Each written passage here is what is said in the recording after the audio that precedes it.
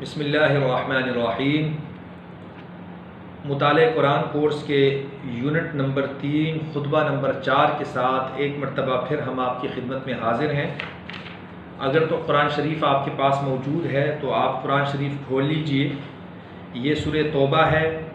اور سورہ توبہ کی آیت نمبر 5 اور آیت نمبر 6 کی انشاءاللہ ہم تشریح کریں گے۔ سورہ توبہ ہے اور پارہ نمبر 10 ہے۔ اللہ تبارک و تعالیٰ کا ارشاد ہے، اعوذ باللہ من الشیطان الرجیم، بسم اللہ الرحمن الرحیم، فَإِذَا انْسَلَخَ الْأَشْهُرُ الْحُرُمُ فَاقْتُلُوا الْمُشْرِكِينَ۔ یہ آیت نمبر 5 ہے۔ اللہ تبارک و تعالیٰ ارشاد فرماتے ہیں فَإِذَا انْسَلَخَ الْأَشْهُرُ الْحُرُمُ، کہ جب اشہر حرم گزر جائیں۔ اشہر شہر کی جمع ہے اور شہر مہینے کو کہا جاتا ہے، اور حرم حرمت والی چیز کو کہا جاتا ہے۔ اللہ تبارک و تعالیٰ فرماتے ہیں کہ جب یہ حرمت والے مہینے گزر جائیں، فَإِذَا انْسَلَخَ الْأَشْهُرُ الْحُرُمُ،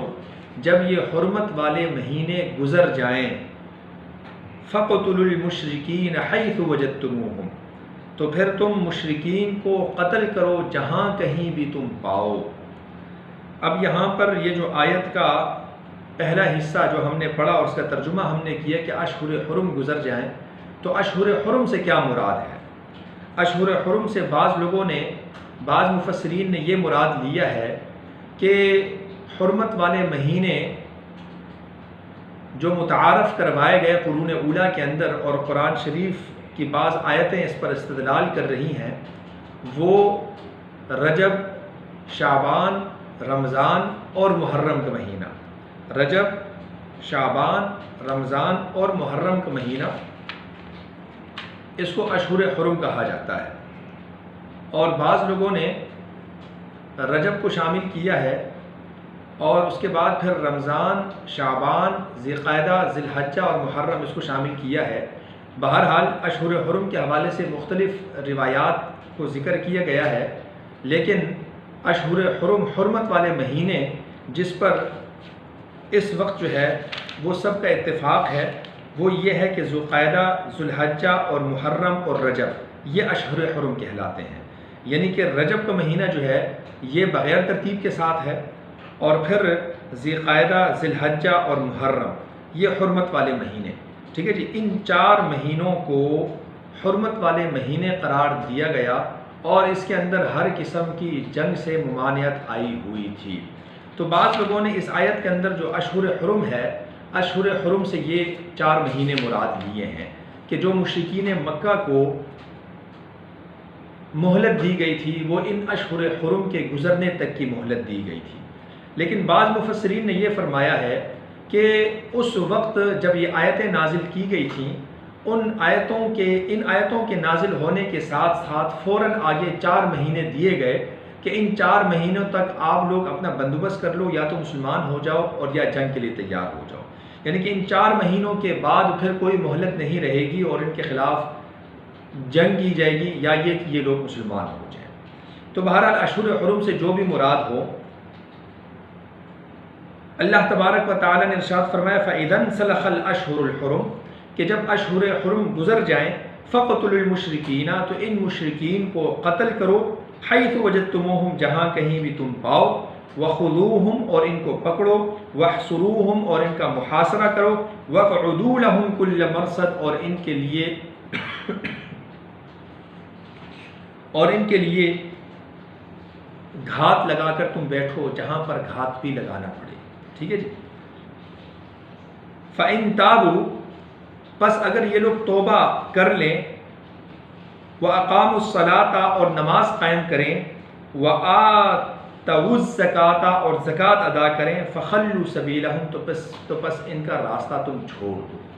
3 چیزیں بیان کی گئی، ایک یہ کہ یہ لوگ توبہ کر لیں، نمبر 2 نماز قائم کریں، نمبر 3 زکوٰۃ ادا کریں۔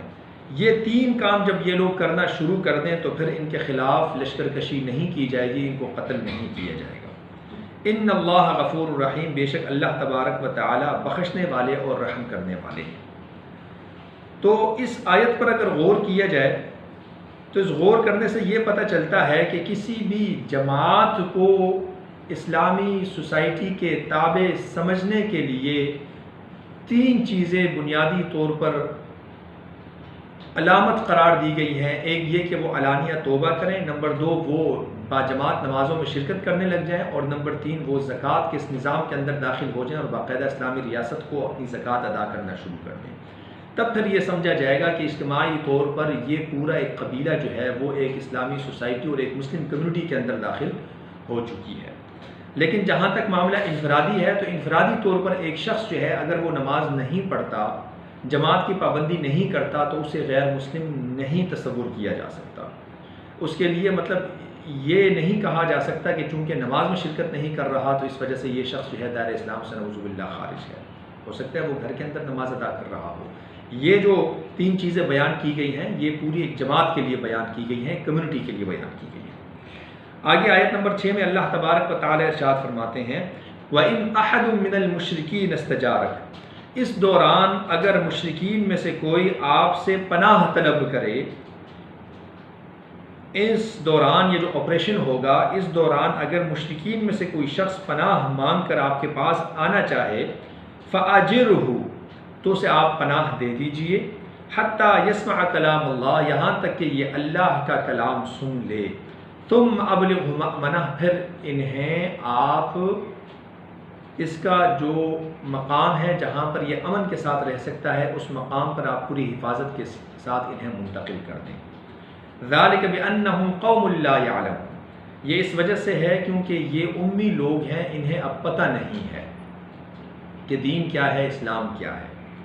تو پچھلی آیت میں تو ان کے خلاف مکمل آپریشن کا حکم دیا گیا، اور پھر اس آیت کے اندر اللہ تبارک و تعالی نے اتمام حجت کے لیے اس قدر چھوٹ دے دی کہ ان میں سے اگر کوئی حقیقت کو تلاش کرتے ہوئے حقیقت کو پانے کی نیت سے اگر آپ سے پناہ طلب کرے تو پھر ایسے شخص کو پناہ دے دینی چاہیے، یہاں تک کہ اس کے سامنے حقیقت کو پیش کیا جائے، اور حقیقت کو پیش کر لینے کے بعد جب مکمل طور پر اس کے سامنے پیش کیا جائے، جب جا کر پھر اس کو حفاظت کے ساتھ اس کے اپنے مطلوبہ مقام تک پہنچایا جائے تاکہ اتمام میں حجت ہو جائے، کیونکہ ایسے شخص کو اب فی الحال علم نہیں ہے اور وہ حق کو جاننا چاہتا ہے۔ تو معلوم ہوا کہ سخت قتال کے دوران، سخت جہاد کے دوران بھی جو دعوت کا سلسلہ ہے اس سلسلے کو رکنا نہیں چاہیے، اور ان کو مکمل طور پر یہ سہولت فراہم کی جانی چاہیے کہ یہ لوگ جو ہے دین کو ایک صحیح حقیقت پسندی کے ساتھ اس کو پڑھیں، اور پڑھ لینے کے بعد اب اگر یہ لوگ اس دین کو قبول کرتے ہیں تو یہ ان کی خوش قسمتی ہے، اور اگر قبول نہیں کرتے تو ان کو پرامن طریقے سے اس کے محفوظ مقام تک پہنچایا جائے۔ تو ان 2 آیات کے اندر جہاں جہاں تفصیل تھی، تشریح تھی، وہ تشریح ہم نے آپ حضرات کے سامنے ذکر کر دی، اور کچھ مشکل الفاظ ہیں، انسلخ کیا مطلب ہے، اشہر حرم کا کیا مطلب ہے، یہ سارے کے سارے اس آیت کے پیج نمبر 2 میں بیان کر دیے گئے ہیں، اور تب بھی اگر کسی بات کی سمجھ نہ آ رہی ہو تو ہم سے براہ راست رابطہ کر کے آپ اس کنفیوژن کو کلیئر کر سکتے ہیں۔ جو سوال نامہ ہے اس یونٹ سے متعلق، اس سوال نامے کو آپ اس کتاب کو کھول کر حل کر سکتے ہیں، اور حل کر کے وہ سوال نامہ آپ ہم تک جلد از جلد پہنچانے کی کوشش کریں۔ اللہ تبارک و تعالیٰ سے یہ دعا ہے کہ ان باتوں کو سمجھ لیں اور ان پر عمل کرنے کی توفیق عطا فرمائے۔ وآخر دعوانا ان الحمد للہ رب العالمین۔